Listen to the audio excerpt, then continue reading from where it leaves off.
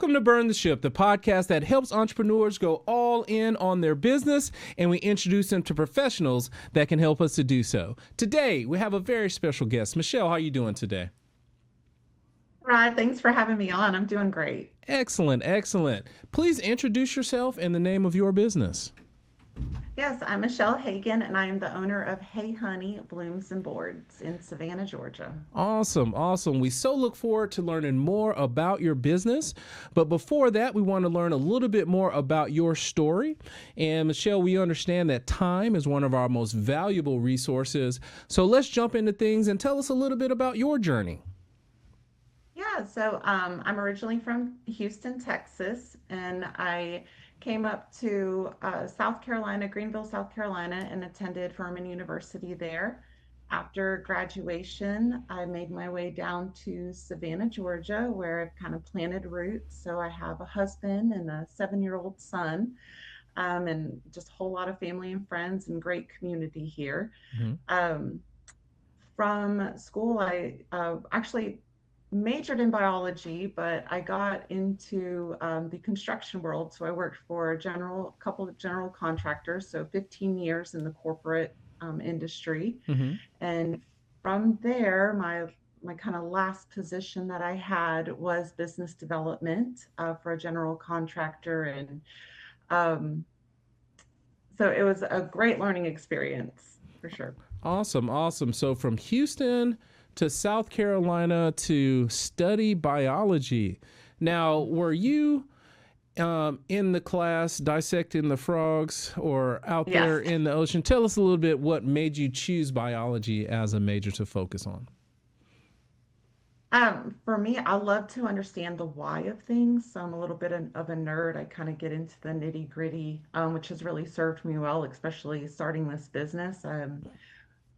We get to, share all of the interesting facts about the cheeses and different techniques. And so we'll get into that in a minute. But so just understanding that why has always been interesting to me, and science just has always come fairly easy. When I was a little girl, my mother had homeschooled me for a few years, and during that time, before going to public school, she had gotten me a little microscope, and so I was always, digging up worms and dirt and looking at it. That's awesome. That's awesome. Now, there's a little bit of a difference between biology and construction. Tell us a little bit Yes. about how that transition happened and how did you get into construction? Well, out of needing to make a little bit more money. So unfortunately, in the biology world, and unless you put in the years or stay in school, longer than, sometimes life um, is allowed to afford you. Mm-hmm. Um, I needed to make a little bit more money. And so I no intention of going into the construction world. I love to joke that I went from saving the forest to tearing them down, but I no longer have to say that. Right. Um, so, Nice, so nice. it was great. I was never really out there swinging hammers, of Okay. course. I Okay. was more in the cost estimating world, so I would price the buildings and work closely with architects and developers, um, and the different people that were on the ownership side Mm-hmm. versus like being out in the field. So Okay. Okay. Now you said 15 plus years. Now, in those 15 plus years, I'm confident that there's a few lessons that you learned that you still carry now to your current business. Do you mind sharing with a couple of those lessons that you learned in the corporate world that you use in your entrepreneurial world now? yes, absolutely. Communication is everything. So that's number one. Um, when you have when you have a team, whether they're working for you or you're working with, both those kind of go hand in hand anyways.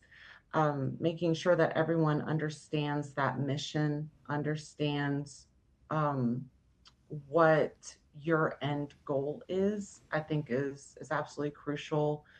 Um, and then something else is just, staying true to what you are wanting to accomplish. So if you say that you are going to do something, make sure that you're going to do it.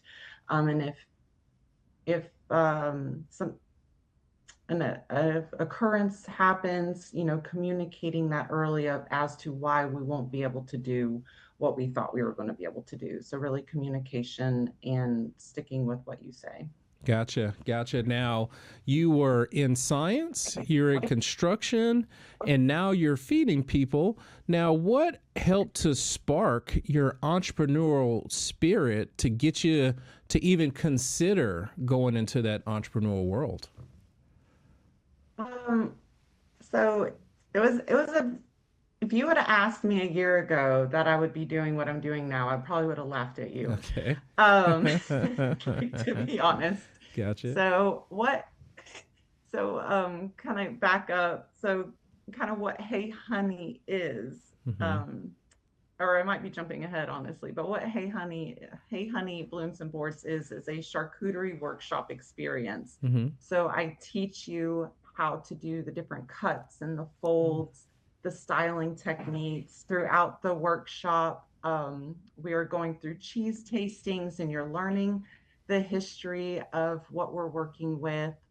Um, and so that's kind of like that scientific why, like Mm-hmm. the cheese making process and that history and where all of these things come from and stem from, excites me on that side.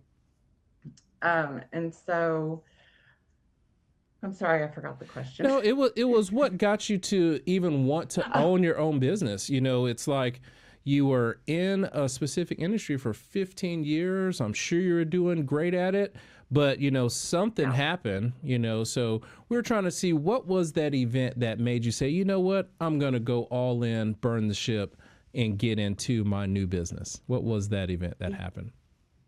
Yeah, so really what that event was just getting into that more business development world and going to Mm, conferences and going to different um, meetings and different types, like kind of got put into some weird situations that I didn't really like to be in, mhm. especially being a woman. Mhm. And so I just started saying, is this it? Is this what I'm supposed to be doing with my life? Um, and from there, just really, I'm a Christian, so really just starting to pray and listen to, you know, where God was wanting to lead me. And as a business developer, I had to go and meet so many different people and build all these relationships. And sometimes you just don't have a lot of time. Mhm. And so I had created a social organization that brought all of those people to me. So I would set it up to where the architects and the engineers and the city officials and county officials would come to me. And during those parties, I would create a charcuterie board, for the nibbles, for the bites. Mhm. And I would get lots of comments of, oh my gosh, that's so beautiful. Like, how did you do that? And I was like, it's really not that hard. I could teach you. Mhm. And they were like, I could never. And I'm like, no, I could teach you. And so that's kind of where it sparked from. Of it's like, oh, so March of 2025 was the beginning of the idea of Hey Honey. Awesome. Awesome. Now, with the charcuterie boards, is that something that you did before in the past, or was it a necessity that came from you setting up that business development? It was a necessity. Okay. So March of 2025 was the very first time I had ever built a Oh, charcuterie board. okay. Okay. That's awesome. So, That's awesome. yeah. You, you must have did a great job. You say, you know what? I'm going to burn the ship and go all in on a new business. Yep. So you were a Yeah. natural talent at it. Now, tell us all about your business. I know you took your toe in there and started told us a little bit about workshops, but tell us all the things about your business. Who are you serving? What is Hey Honey? Yeah, so what Hey Honey is, like, down to the root of it is hospitality at its finest. So, I am from the South, and so helping people feel welcomed and loved and encouraged and building that confidence and creating meaningful experiences, that is what Hey Honey is. Mm-hmm. Cheese just happens to be my avenue to getting that experience out there for my customers. But for me, anybody is my customer. Anybody that's wanting to learn a new skill, um, is like is just absolutely the ideal client. hmm Now, with it, I know you're in Savannah. Can you provide these services online? Like, can you put together a Zoom class or do you do Zoom classes? Tell us a little bit about the geographical aspect of your business. Yeah, so it is very Savannah specific. So I Okay. have a studio right off of Forsyth Park, so in the downtown area. hmm We can host up to 20 people in a workshop, so it's not small by any means. Um, I am able to travel around the area to do off-site workshops hmm if that is something that is wanted. But of course, I would prefer people to come into my studio.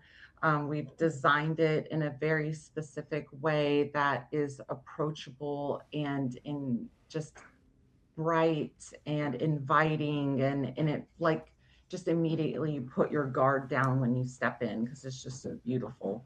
Um, and so and then on top of the workshops, we also do pre-ordered boards. Okay. So if you have an event that you're wanting to host, you can place an order, and we can either deliver it to you or you can come and pick it up.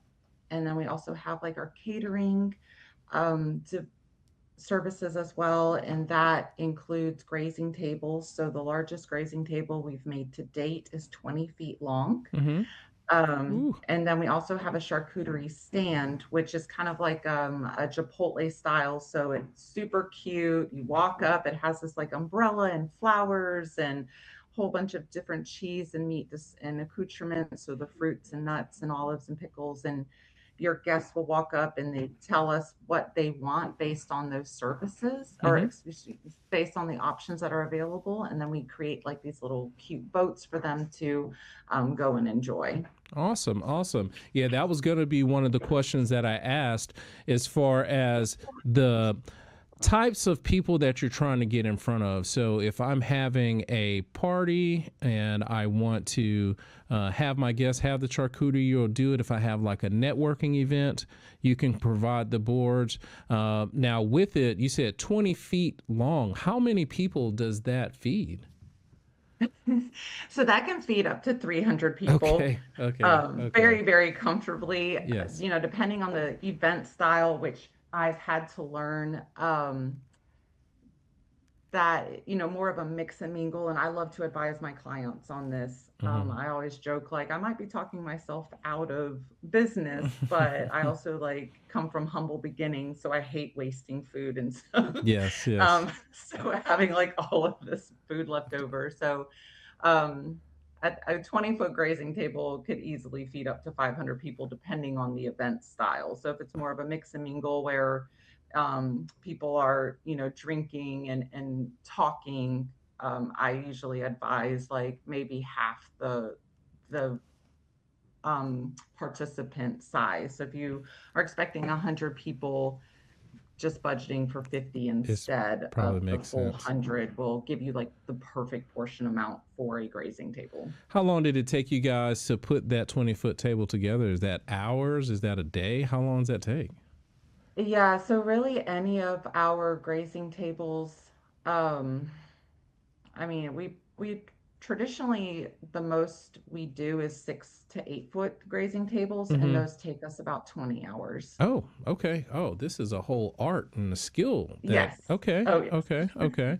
Now, with you putting together these different boards, this is a question for you specifically. What Yeah. is your favorite combination? What cracker, cheese, olive, pickle, jam, nuts, what is your favorite combination that you love? I love to do a baguette hmm with a honey goat cheese, prosciutto, um, a green olive, and a chili fig preserve. Okay. So it is sweet, it is heat, and it's a little salty from that prosciutto and that olive. It's a beautiful combination. Nice, nice. It seems like with you being in that project management in your previous career, this is just foundational pieces for when you're putting together these boards. What are some of the lessons that you have carried on over from your 15 years of experience now with your few years in business for yourself? What are a couple of those things that have overlapped that you use in your current business now? Um, Understanding your brand and your mission is critical. So when something that's never really, I think, talked about when you're starting a business is all of the advice and the opinions that you will get Mm-hmm. of what you should be doing or how you should be doing it. And but if you understand that the brand or the why you are doing something, it is easy to ignore the um the opinions that maybe don't really fit what you're trying to accomplish. Mm-hmm.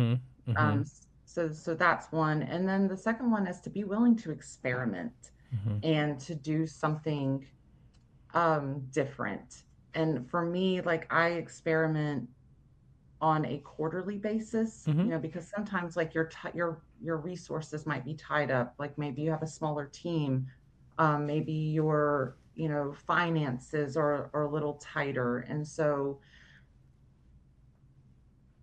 for me, having like that quarterly experiment time, like, of I have this person that's coming and saying, "Hey, I can provide this service for you, and it's going to generate this many impressions and this many customers and all of this." And it's like, okay, like, that sounds great. Um, but I need to test this out Mm-hmm. versus fully committing to do it forever. Mm-hmm. And just having that honest conversation with, companies up front like that, I think also can help set you up for success. Yes, yes. Thank you so much for sharing that. Those are great tips for those entrepreneurs to keep an eye out for, that they always need to be experimenting and seeing what's next. Now, we've talked a lot about your journey. We've talked about your career in construction. You've shared a lot about your business and those business skills, but now I want to talk about you specifically. So let's just say that the charcuterie board business affords you all the time and all the money in the world. There's no worries for Michelle at all. What is it that you would do with your time? Well, I'd spend a lot more time with family. Okay, okay, And okay. not just my immediate family, because we spend a lot of time together, but Mm-hmm. my mom and my dad and my sisters and my nieces and nephews, they still all live down in Texas. Mm-hmm. And so being able to go and just spend more time with them, I think, would be great. Awesome, awesome. Now, if the people that are watching today have questions about your business, your story, your journey, what's the best way for them to get in contact with you? Yeah, absolutely. You can go to the website, which is Hey Honey, and that's Hunny, Mm-hmm. and then so B for boards, B for blooms, .com. Awesome, awesome. And So, from there, you can find all the information to reach out. so with blooms, you do flowers too, or that's just part of the On our name? grazing tables, we Okay, do. okay, So our okay. grazing tables come with fresh florals and floral arrangements, Oh, greenery. okay. So it's a masterpiece. It's a work of art. Now, with it, you've always done the flower parts of that, or is that something that came along little bit later? No, always. Always. Okay. Okay. Yep. Makes a lot of sense. Beautiful boards. That makes all Yeah. of the sense in the world. Now, with it, we definitely appreciate you coming on and sharing with us about your business. And we always try to honor our guest by giving you guys the last word. So if you don't mind, please look into the camera and tell the people something good. Yeah, just stick with it. It gets easier. You'll have challenges, but as long as you are true to the why you are doing this and that brand, that mission, it won't be as hard of work. You'll have a passion and just a beautiful experience with it. Awesome. Awesome. Thank you so much for coming on the show with us and sharing today. Hey, thank you. I appreciate it. Absolutely. And to everyone that is watching, be kind and thanks.